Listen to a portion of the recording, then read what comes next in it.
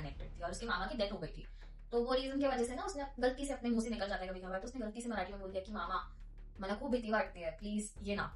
तो उसने ऐसे प्लीज ये ना बोल दिया ना, अब बोल तो दिया उसने, वहां से तो वो चली गई, लेकिन ना उसको 10-15 दिन में ना ऐसा फील होने लग गया कि उसके मामा जो है उसके आजू बाजू में है।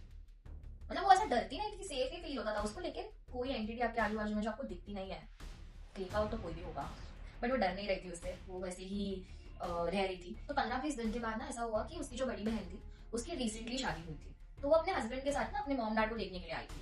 तो तभी जो प्रिया थी वो भी घर पे थी और उसकी बड़ी बहन आई, इन लोग ने खाना वाना सब बात बात करते हुए ना, तो उतने में उसकी जीजाजी थे प्रिया, जिनका नल ना खुद ब खुद चालू हुआ। तो इसकी बहन को थोड़ा ये फील हुआ कि नल कैसे चालू होगा, एक बार बंद किया, दूसरी बार भी सेम हुआ, तीसरी बार भी सेम हुआ।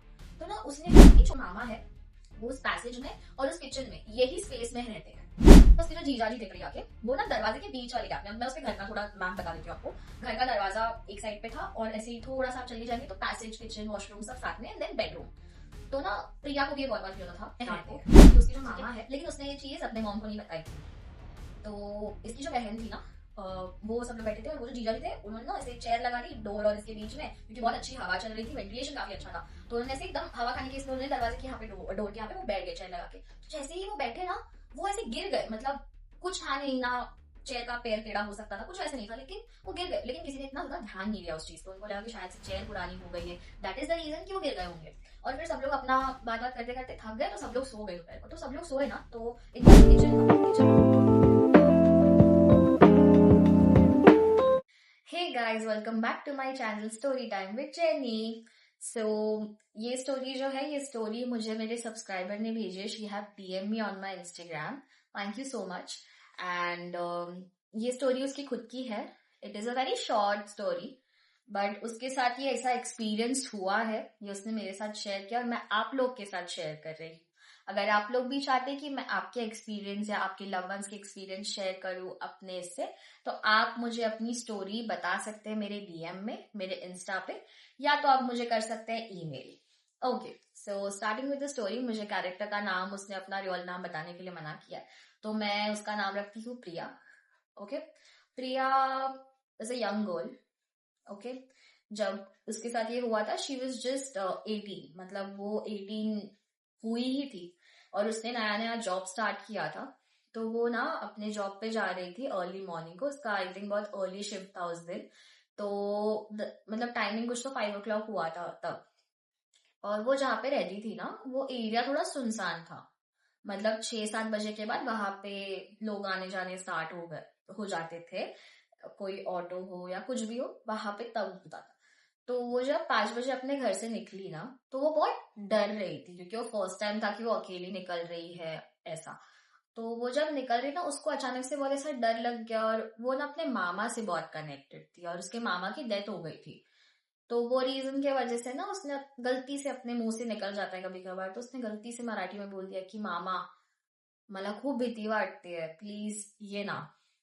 तो उसने ऐसे प्लीज ये ना बोल दिया ना, अब बोल तो दिया उसने, वहां से तो वो चली गई, लेकिन ना उसको 10-15 दिन में ना ऐसा फील होने लग गया कि उसके मामा जो है उसके आजू बाजू में है। मतलब वो ऐसा डरती नहीं थी, सेफ ही फील होता था उसको, लेकिन कोई एंटिटी आपके आजू बाजू में जो आपको दिखती नहीं है, क्रीप आउट तो कोई भी होगा, बट वो डर नहीं रही थी उससे, वो वैसे ही रह रही थी। तो 15-20 दिन के बाद ना ऐसा हुआ कि उसकी जो बड़ी बहन थी उसकी रिसेंटली शादी हुई थी। तो वो अपने हस्बैंड के साथ ना अपने मॉम डैड को देखने के लिए आई थी। तो तभी जो प्रिया थी वो भी घर पे थी और उसकी बड़ी बहन आई, इन लोग ने खाना वाना सब बात बात कर रहे थे। तो उतने में उसके जो जीजाजी थे प्रिया के, वो ना दरवाजे के बीच वाले गैप में, अब मैं उसके घर का थोड़ा मैप बता देती हूँ आपको। घर का दरवाजा एक साइड पे था और ऐसे ही थोड़ा सा आप चले जाएंगे तो पैसेज, किचन, वॉशरूम सब साथ में, एंड देन बेडरूम। तो ना प्रिया को भी ये बहुत बार फील होता था रात को कि उसके जो मामा है वो उस पैसेज में और उस किचन में यही स्पेस में रहते हैं। ठीक है, लेकिन उसने ये चीज अपने मॉम को नहीं बताई थी। तो इसकी जो बहन थी ना, वो सब लोग बैठे थे और वो जो जीजा जी थे उन्होंने ना ऐसे चेयर लगा दी डोर और इसके बीच में, क्योंकि बहुत अच्छी हवा चल रही थी, वेंटिलेशन काफी अच्छा था। तो उन्होंने ऐसे एकदम हवा खाने के इसमें उन्होंने दरवाजे के यहाँ पे डोर के यहाँ पे वो बैठ गए चेयर लगा के। तो जैसे ही वो बैठे ना, वो ऐसे गिर गए, मतलब कुछ था नहीं ना, चेयर का पैर टेढ़ा हो सकता था, कुछ वैसे नहीं था, लेकिन वो गिर गए। लेकिन किसी ने इतना ज्यादा ध्यान नहीं दिया उस चीज पे, उनको लगा कि शायद से चेयर पुरानी हो गई है, दैट इज द रीजन कि वो गिर गए होंगे। और फिर सब लोग अपना बात बात करते करते थक गए, तो सब लोग सो गए दोपहर को। तो सब लोग सोए ना, तो इनका जो किचन था, किचन का नल ना खुद ब खुद चालू हुआ। तो इसकी बहन को थोड़ा ये फील हुआ कि नल कैसे चालू हो गया। एक बार बंद किया, दूसरी बार भी सेम हुआ, तीसरी बार भी सेम हुआ। तो ना उसने फिर अपनी छोटी बहन को उठाया, प्रिया को उठाया, कि प्रिया कुछ अजीब नहीं हो रहा है, दूसरे से तीसरी बार नल चालू हो गया। तो बोला नहीं नहीं, शायद से नल का जो बेरिंग होता है वो लूज हो गया होगा, ऐसा कुछ होगा इसके वजह से। तो फिर बाद में हुआ नहीं वो, ठीक है।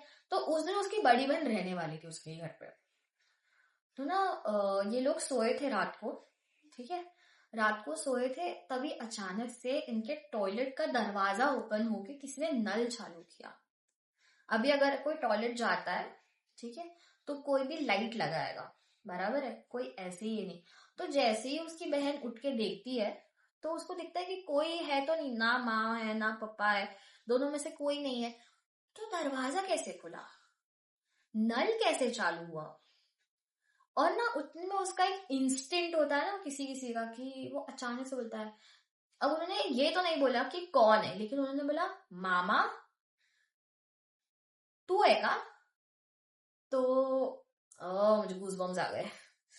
तो जैसे उन्होंने ये चीज पूछी, वैसे ही दरवाजे पे किसी ने बहुत जोर से मारा, ऐसा फील हुआ, मतलब जैसे कि हाँ ऐसा। तो ना वैसे ही सब क्रीप आउट, क्योंकि उनकी आवाज उनके मॉम डैड को भी गई थी। तो वो ना बेडरूम से हॉल में आए। तो वो लोग हॉल में आने के बाद ना छोटी बहन ने, प्रिया ने बोल दिया कि ऐसा ऐसा हुआ है, मेरे से ये गलती हो गई कि मैंने अपने मामा को बुला लिया।